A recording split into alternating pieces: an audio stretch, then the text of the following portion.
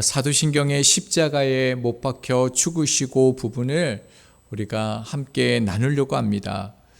십자가를 언제 묵상하셨습니까? 그 십자가는 어떤 십자가입니까? 신앙생활을 하지만 십자가에 대해 생각 없는 분들도 있습니다. 십자가의 뜻은요, 순환, 고난, 시련, 교차된 이러한 뜻을 가지고 있습니다. 우리가 아는 것처럼 이 십자가는 당시 로마의 사형 방법 중에 하나였는데, 일반 사람을 죽이는 사형 방법이 아니라 밀란이나 살인 등 아주 잔인한 죄인들에게 내려지는 형벌이 십자가입니다. 저희는요, 이 십자가에 못 박혀 죽으신 분을 구세주로 믿습니다. 이 신앙은 가벼운 것이 아닙니다.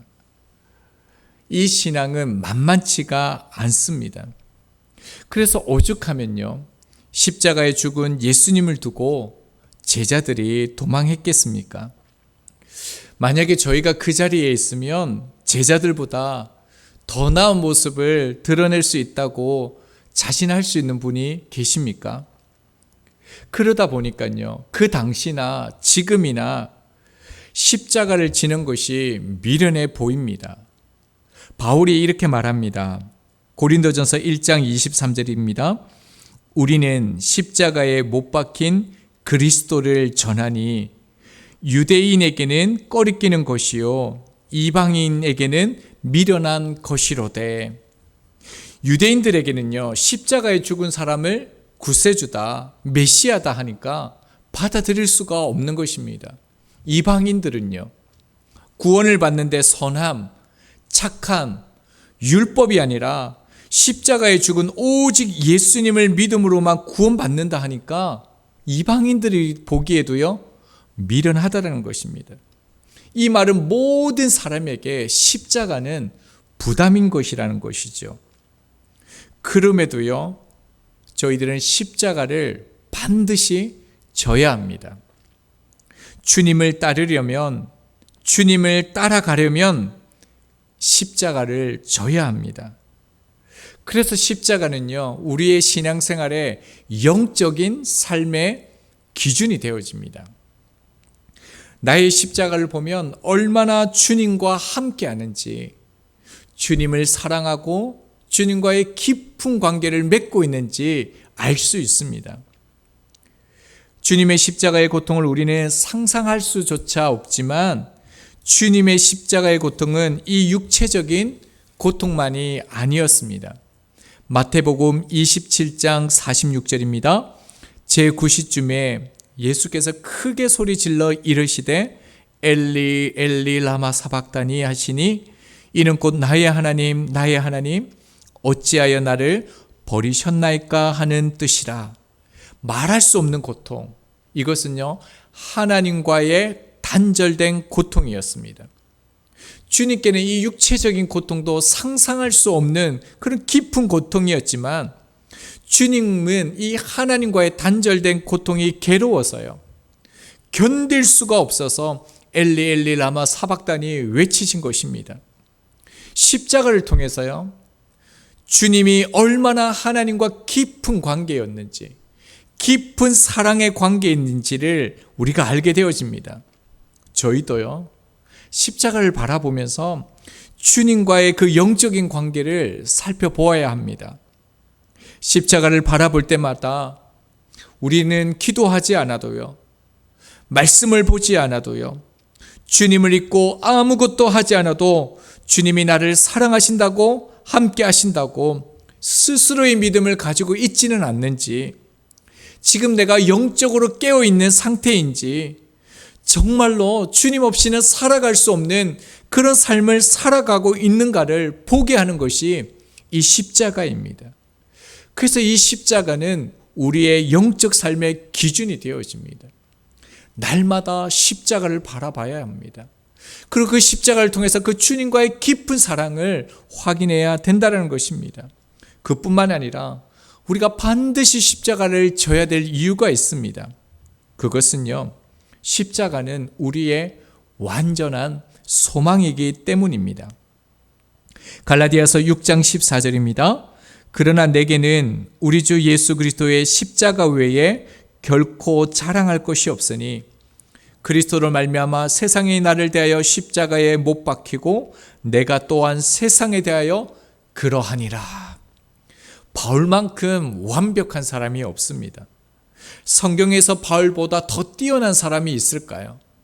최고의 사람이 바울입니다. 그런데 바울이 뭐라고 얘기합니까? 나에게는 십자가 외에는 자랑할 것이 없다라고 얘기합니다. 십자가의 모든 것이 다 내게는 배설물이다 라고 얘기합니다. 그 이유가 있습니다. 십자가가 주는 그 구원, 우리 가운데 주는 그 유일한 구원의 사건이 십자가이기 때문입니다. 요한복음 19장 30절입니다.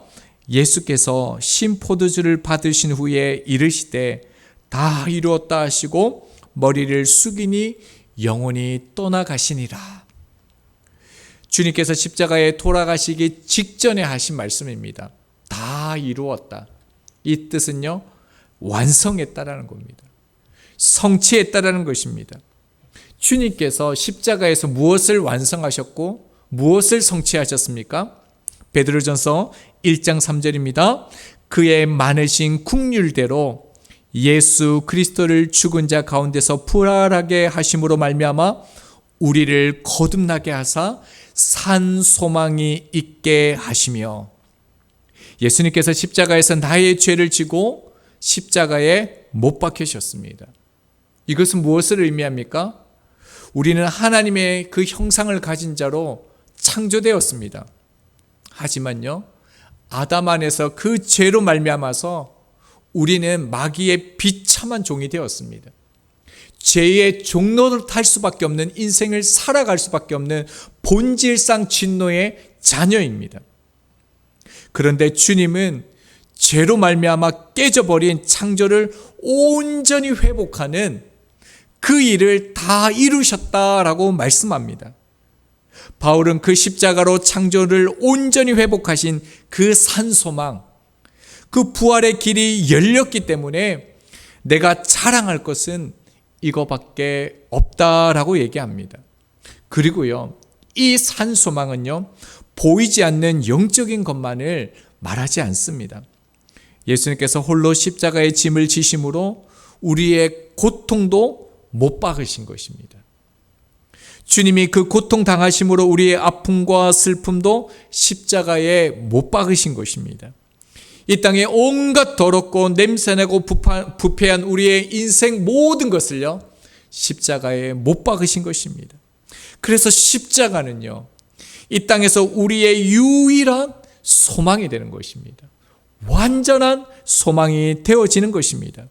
자, 그렇다면요, 내가 이 그리스도의 십자가 안에서 산 소망을 얻었고요, 속량함을 받았다고 믿는 사람들, 이 십자가의 은혜를 제대로 아는 사람은 어떤 삶을 살아가겠습니까? 주님이 날 위해서 죽으시고 부활하신 이 산소망을 믿고 그 믿음이 나의 삶의 실제가 되어진다면 오늘 우리의 삶은 어떻게 되겠습니까? 24시간요, 주님과 동행하는 삶을 살게 되어집니다. 데살로니가전서 5장 10절을 제가 현대인의 성경으로 읽도록 하겠습니다. 예수님은 우리가 깨든지 자든지 자기와 함께 살게 하려고 우리를 위해 죽으셨습니다. 주님께서 십자가에 죽으신 이유가 무엇이라고요? 우리와 함께요. 24시간 함께 살기 위해서라고 말씀합니다. 여러분, 우리가요, 주님과 24시간 동행하면 어떤 삶이 되겠습니까? 그런데 우리가 주님과 함께 사는 삶이라고 해서요, 죄를 짓지 않는 그 상태를 뜻하는 것은 아닙니다. 오히려 주님과 동행한다는 것은요, 내 속에 죄의 본성이 있고요, 그리고 실제로 죄도 짓습니다. 그러나 죄의 권세가 결코 나를 정죄할 수 없다는 것을 믿고요, 더욱더 주님을 의지하게 됩니다. 주님을 바라보고 사는 삶이 주님과 동행하는 삶이라는 것입니다.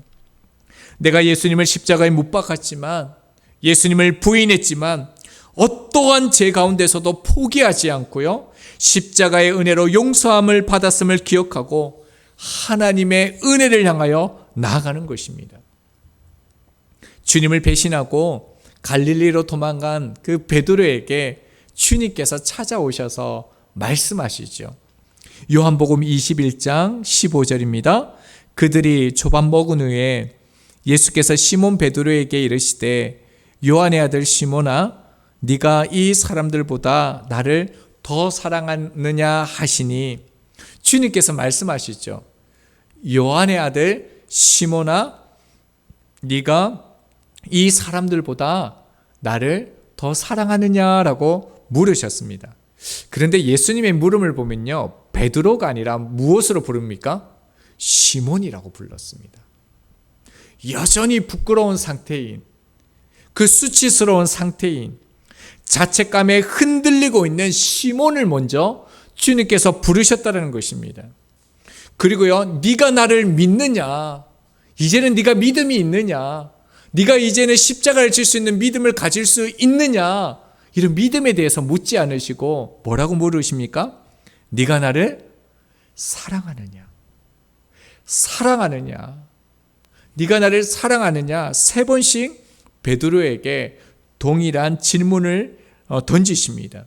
이 안에는 많은 메시지가 담겨져 있는데요, 이렇게 주님께서 3번이나 네가 나를 사랑하느냐라고 물으신 것은 시몬 베드로를 사랑하시는 그 주님의 고백입니다.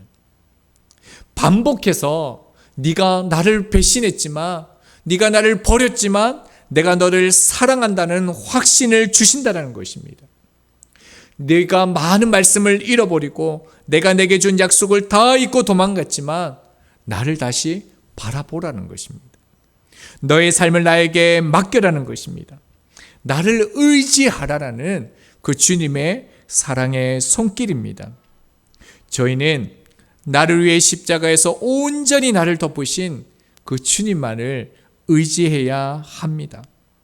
정말로 죄를 용서받은 사람은요, 다시는 죄를 짓지 않는다는 그런 삶의 모습을 취하는 것이 아니라 나를 십자가에서 온전히 나를 덮어주신 그 주님을 더욱더 의지하는 것입니다. 그 주님을 더욱더 붙잡는 것입니다. 이렇게 주님을 의지하고 바라보고 동행하는 삶이 무엇인지를 오늘 본문에서 주님께서는 가르쳐 주십니다. 뭐라고 하십니까? 우리 마태복음 10장 38절 오늘 본문 말씀인데요, 같이 한번 읽도록 하겠습니다. 시작. 또 자기 십자가를 지고 나를 따르지 않는 자도 내게 합당하지 아니하리라. 자기 십자가를 지면요, 이 주님께서 지신 이 십자가를 지면 어떻게 된다고 합니까? 주님과 함께요, 언제나 동행할 수 있다라고 말씀합니다. 자기 십자가를 지라고 하십니다. 십자가는요, 고르는 것이 아닙니다. 십자가는 우리 가운데 주어지는 것입니다. 십자가는 견디는 것이 아니라요, 지는 것입니다. 자, 그렇다면요, 주님께서 말씀하시는 자기 십자가, 나의 십자가는 무엇입니까? 십자가 하면 무엇이 떠오르십니까? 삶이 십자가입니까? 혹시 가족이 십자가입니까? 세상이 십자가입니까? 그러나 그 자체로는 그것이 십자가가 될 수는 없습니다. 그 속에서 자기를 부인하고요, 말씀대로 살려고 하면 그것이 십자가가 됩니다.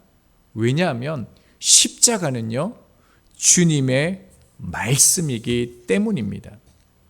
내가 지고 싶은 십자가는 십자가일 수 없습니다. 내가 생각하는 십자가는 주님의 십자가가 아닙니다. 그래서 주님께서는 또 이렇게 말씀하셨습니다. 마태복음 16장 24절입니다. 이에 예수께서 제자들에게 이르시되 누구든지 나를 따라오려거든 자기를 부인하고 자기 십자가를 지고 나를 따를 것이니라. 주님은 누구든지요, 예외가 없습니다. 자기를 부인하고 십자가를 지고 나를 따를 것이다 라고 말씀합니다. 무엇이 필요합니까? 자기 부인입니다. 자기 부인이 정말로 어렵습니다. 자기 부인은 무엇입니까? 자기 중심의 생각을 버리는 것입니다. 그리고 자기 생각에요, 하나님의 뜻을 채우는 것입니다. 자기 생각에서 하나님의 생각으로, 말씀으로 바뀌는 것이 무엇입니까? 자기 분이라는 것입니다. 그래서 자기 십자가를 지는 것은 자기 생각이나 자기 뜻에 상반될지라도요, 하나님의 뜻을 마음에 품고 그 뜻을 내 삶에 구현하는 삶을 살아가는 것이 십자가를 지는 것입니다. 자, 그렇다면요, 이제 내 삶에 구현해야 될 그 십자가, 그 하나님의 뜻이 무엇입니까? 오늘 본문 앞절은 이렇게 말씀합니다. 우리 마태복음 10장 37절을 보겠습니다. 아버지나 어머니를 나보다 더 사랑하는 자는 내게 합당하지 아니하고 아들이나 딸을 나보다 더 사랑하는 자도 내게 합당하지 아니하며, 주님보다요, 아버지나 어머니를 더 사랑하는 자는 내게 합당하지 않다라는 거예요. 내 제자가 아니다라고 말합니다. 더 나아가서요, 나보다 아들, 딸을 더 사랑하는 자도 내게 적합하지 않다.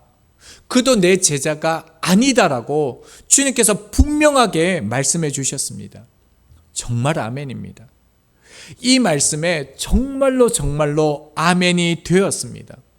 왜냐하면요, 우리의 사랑이 완전합니까? 우리가 가족에게 할 수 있는 그 사랑이요, 진실하고 변하지 않을 수 있습니까? 이 말씀은요, 자신의 사랑으로, 자신의 생각으로 사랑하지 말라는 것입니다. 주님의 사랑으로요, 그 주님의 아름다운 그 사랑으로 어떻게 해요? 사랑하라는 말씀이라는 겁니다. 주님의 사랑으로 가족들을 사랑하면요, 언제나 용서할 수 있습니다. 언제나 기다려 줄 수 있고요, 수용할 수 있습니다. 품을 수 있습니다. 그리고요, 상대방을 위해서 정말 목숨도 생명도 내어줄 수 있습니다. 예수님은 십자가 앞에 나갈 때에 당신께서 죽으신다는 것을 분명히 알고 있었습니다. 그럼에도 불구하고 예수님은 당당하게 그 십자가를 지셨습니다. 그 이유가 무엇이겠습니까? 사랑하기 때문입니다. 사랑하면요, 십자가를 질 수 있습니다. 십자가는 자신을 위해 지는 것이 아니라요, 그 누군가를 사랑하기 위해서 지는 것입니다. 우리는 주님의 성품을 닮은 사람이 되어야 합니다. 자기 중심적인 삶에서 벗어나서요, 하나님을 사랑해야 되고요, 그리고 하나님을 사랑하는 그 모습으로요, 가족을 사랑하고요, 이웃을 사랑하는 삶을 살아내야 하는 것입니다. 그래서 우리들은 이웃의 눈물을 닦아주기 위해서, 그들의 아픔을 공감하기 위해서 그들 곁에 다가가야 되고 함께 해야 됩니다. 그뿐만 아니라 그들의 고통을 덜어주기 위해서 우리는 더 낮아짐을 택해야 합니다. 말이 아니라요, 모습으로 보여줘야 합니다. 증인은 삶이 아니라, 말이 아니라 삶이기 때문입니다. 진짜 증인의 본질은요, 참된 성도의 본질은요, 내가 십자가를 지는 것입니다. 내게 십자가를 지는 모습이 없이는 우리는 가짜밖에 될 수 없습니다. 그리고 이 십자가는요, 상대방을 위한 것이기도 하지만요, 바로요, 십자가를 지는 것이 나를 살리는 일이기도 합니다. 왜 그렇습니까? 왜 십자가를 지고 사랑하는 것이 상대방을 살리는 것뿐만 아니라 왜 나를 살리는 것이 되어집니까? 십자가를 져보지 않으면요, 주님이 나를 어디까지, 어떻게 용서하셨는지, 어떻게 사랑하셨는지 우리는 알 수가 없습니다. 그래서 우리가 정말로 주님을 만나기를 원한다면요, 우리가 정말로 주님과 동행하는 삶을 살기 원한다면요, 십자가를 져야 합니다. 십자가를 지는 것 외에 주님과 함께하는 방법은 없습니다. 십자가는 주님의 말씀입니다. 참 어려운 시대를 저희들이 살아가고 있습니다. 신앙 하나 지키기도 정말 어려운 시대를 살아가고 있습니다. 어릴 적에요, 예수쟁이라는 말을 저는 들어본 적은 있습니다. 아주 어렸을 적에 할머니가 자꾸 교회 간다고 예수쟁이라 그래가지고 재떨이를 한번 던진 적이 있습니다. 지나고 나니까 참 그게 좋았습니다. 저에게도 그런 흔적이 있었거든요. 그런데 그 이후에 제가요, 다른 사람으로부터 저를 향하여 십자가를 지고 걷는다라는 이런 말을 사실 들어본 적이 없습니다. 여러분은 어떻습니까? 여러분을 향하여 십자가를 지고 걸으시네요 라는 이런 말을 들어본 적이 있습니까? 그리고 또요, 여러분 주위에 정말 자기 십자가를 지고 자기를 부인하고 예수님을 쫓는 분이 계십니까? 예, 저는 제 주위에 있습니다. 예, 저희 교회에 있습니다. 그래서 저도 정말로요, 십자가를 지고 주님을 따르는 삶을 살아가고 싶습니다. 왜냐하면요, 분명히 우리가 아는 것이 하나 있습니다. 자기를 부인하고요, 자기 십자가를 지는 것은 결코 우리를 망하게 하는 것이 아니다라는 것입니다. 비록 거절도 있고 아픔도 있고 십자가를 지고 따라간다는 것이 희생도 있고 고통도 있지만요, 그 길이 우리를 구원하는 길이라는 것입니다. 주님이 십자가에서 죽으시고 부활하신 것처럼 저희들도 이 십자가 안에서 부활할 것입니다. 그러하게 오늘 말씀 붙들고 저희들이 그리스도의 십자가 안에서 자기 십자가를 지고 주의 말씀대로 순종함으로 십자가의 삶을 살아가는 저희들이 되기를 소망합니다.